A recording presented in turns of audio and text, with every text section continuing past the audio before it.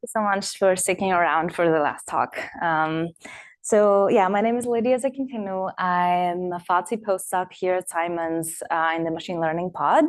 I'm hosted by Michael Jordan, and I've been here for a year already. I finished my PhD at Northeastern University in Boston. I was advised by John Ullman and Huing Lian. And I guess, like I said, I've been already here for a year. So I have only one more year. And if you have any openings you're aware of in CS or stats, please let me know. So the main theme of my research has been differentially private learning and statistics. And so that means that in general, this area falls under reliable learning and data privacy. And my main focus has been this learning algorithms and estimators that satisfy this formal notion of privacy protection for individuals' data, which is differential privacy. And I'm very glad I'm going after Ankit's talk in this round. Okay, so what I find very exciting in this area and a big challenge in this area is that privacy needs to hold for all datasets.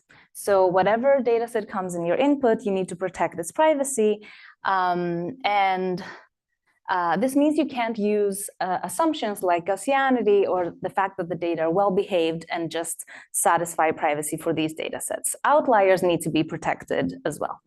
At the same time, we want to have accuracy that adapts to easier distributions like Gaussians, or just maybe ideally is instance optimal. So you don't even know the distribution, but it just naturally adapts to easier instances of your input. So for example, in this picture here, you'd want to satisfy, if you want to learn the mean, you want to have accuracy that kind of depends on this very small ball where the data are very well concentrated, but you need to protect the privacy of any possible data set which could have outliers in the big ball. So that's a lot of what my work has been so far, like trying to find algorithms that satisfy privacy always, but accuracy kind of adapts to easier instances. And I want to say that the exciting thing about differential privacy is also just the fact that at its core is an algorithmic stability notion.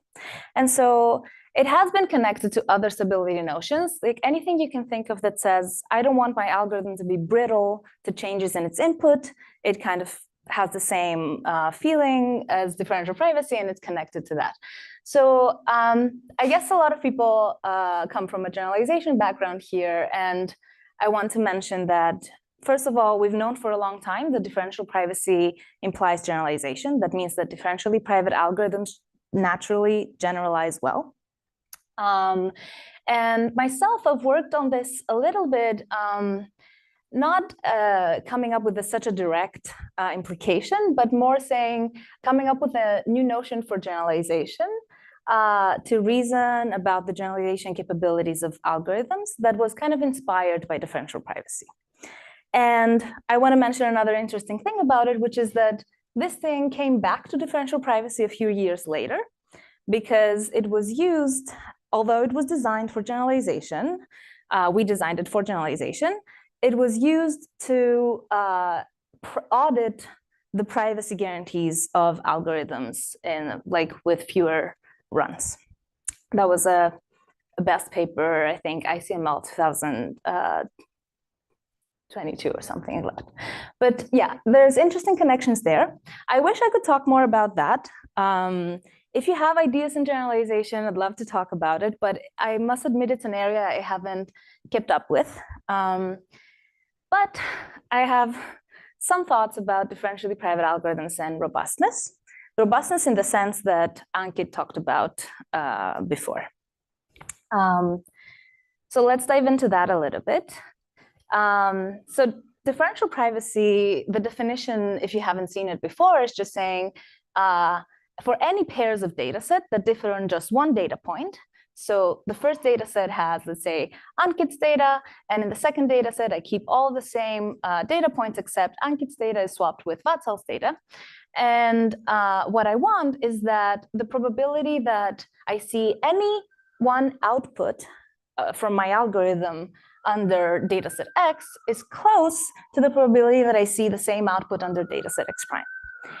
And closeness is measured by this parameter epsilon, which we call the privacy budget. So the smaller epsilon is, the closer the distributions are, the more private your algorithm is. Robustness, on the other hand, and sorry, I wanted to mention again, so this should hold in the worst case. For any pairs of dataset, I'm not allowed to make assumptions about the datasets, and that's for a good reason. The accuracy, on the other hand, like we said before, can maybe depend on the specific dataset that you have. You can maybe have a guarantee that says, if my dataset is Gaussian, I have a really good accuracy. But you're not allowed to make this assumption for privacy. For robustness, you kind of do that. You assume that you have a dataset drawn from well-behaved distribution, let's say again, Gaussian, and if you change a fraction of points adversarially in your input, then your output shouldn't move too much in some norm. And so the way we phrase this is that the algorithm is tau robust with accuracy alpha of tau. If by changing a fraction tau of data points from a data set that's well-behaved, the output doesn't move too much, and that's measured by alpha of tau. Generally, for mean estimation, and just to make things easier, think of tau and alpha of tau as being the same. So if you change a tau fraction of points, your output is going to move at most by tau. So the exciting connection between these two notions, first of all, any differentially private algorithm, it is inherently robust to a small number of corruptions. And that we've also known for quite some time now. So if you have an epsilon differentially private algorithm, it's also robust to a 1 over epsilon n fraction of corruptions, n is the size of the dataset. Now, on the other way around, things were more fuzzy for a while, but we knew that you can use robustness, you can use robust estimators to ad hoc design differentially private estimators. And this has led to a lot of optimal differentially private estimators in recent years. And that kind of made us think that that's something you can always do.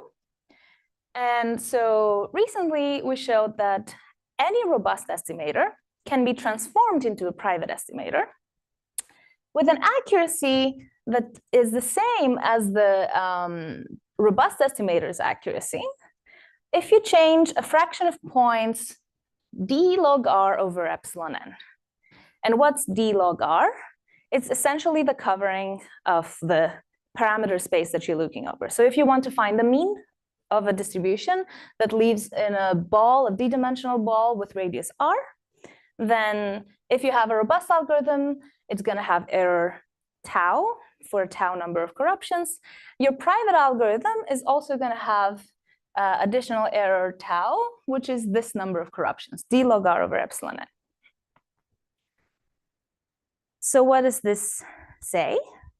It says that, again, any private algorithm can tolerate a 1 over epsilon n fraction of corruptions, and any robust algorithm basically can be transformed into a private one with an additional error of d log r over epsilon n.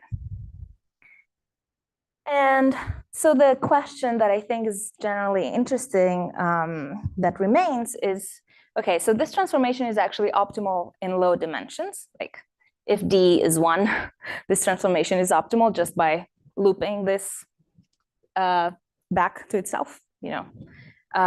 But the question, and sorry, for high dimensional tasks, we also know that this transformation is optimal for many of them. But I think what's really exciting if we look a little bit into more instance optimal cases. So can we make this transformation tight?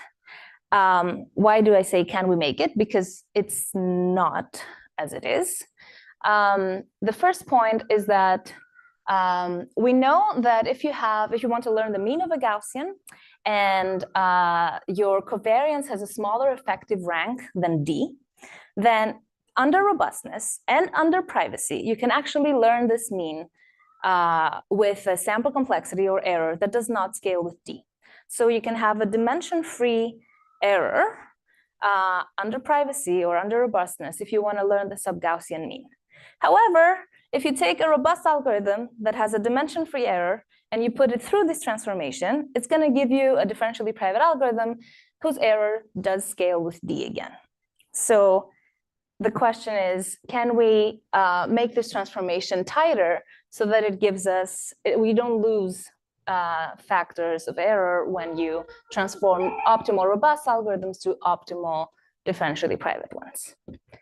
And I want to add that two things. The reason this is tricky, one of them is that the transformation itself as it is kind of inherently searches over the parameter space. And so the covering number is something that might come up, and it means that we're losing factors there. And the second reason why I think this might be tricky is that there are cases where robust learning is actually easier than private learning. And so this transformation needs to actually incur worse factors for some cases. So for some cases, this transformation needs to give you this extra error beyond what the robust algorithm needs.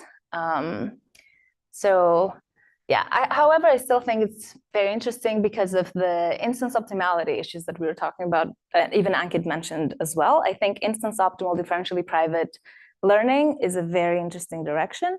And if you can do it through robustness, maybe that's an even better way to go about it.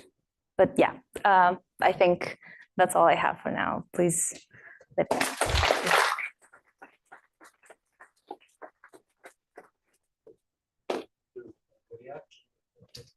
Question. So when you see the word privacy, you mean differential privacy, right? And you mean cryptographic or crypto? No, cryptographic. Like even in the sort of differential privacy like domain, not talking in such a strict measure, but maybe about reconstruction, reconstruction support. So would you say that there might be sort of more general rule of the relationship between privacy and robustness? That sort of newer thing is privacy implies robustness. That's some kind of rule that you could say would both together or trade off. That's a very interesting question. Yeah, I think. It's not a very concrete question. No, but I think I don't have a good answer, but there are. It does feel like privacy in the way it's defined like this is stronger than robustness. And so I think there are in some papers that use robust algorithms to transform them into private ones. There are notions that kind of come up that seem to make the two kind of equivalent. But it's not a concrete definition that I can explain right now. But yeah, I think it would be very interesting to see if there is a world where there's one definition and maybe you adjust parameters and you get one of the other. But it's not clear that that's the case, I think.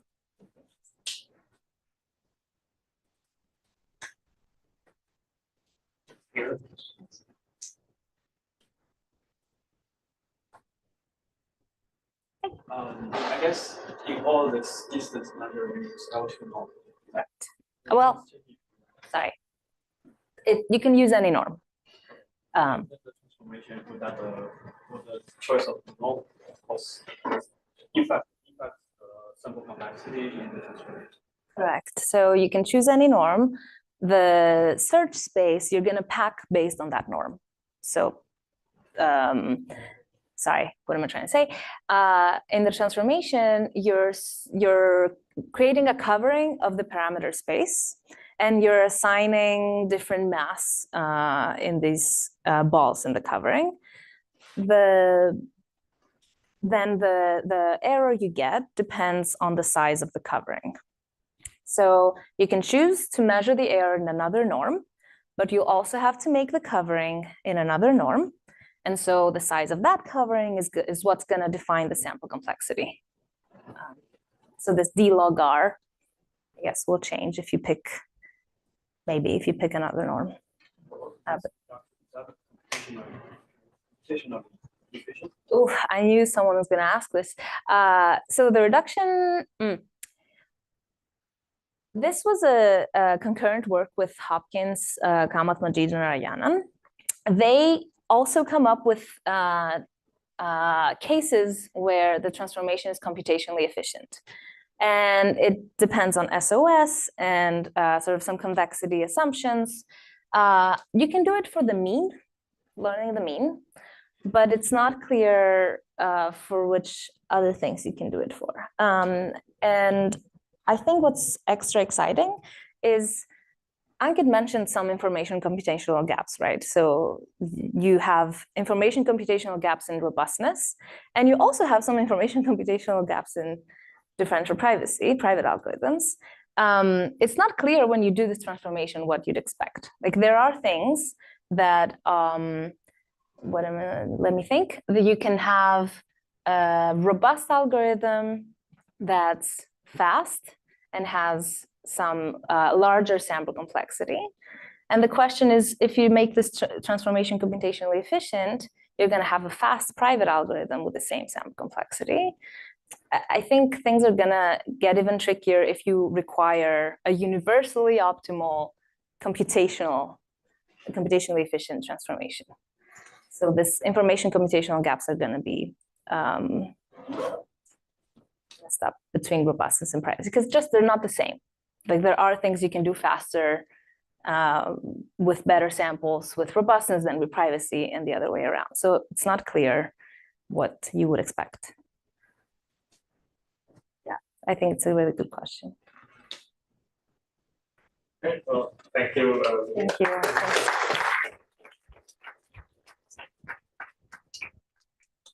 That marks the end of the event. So thanks to all the speakers. Thank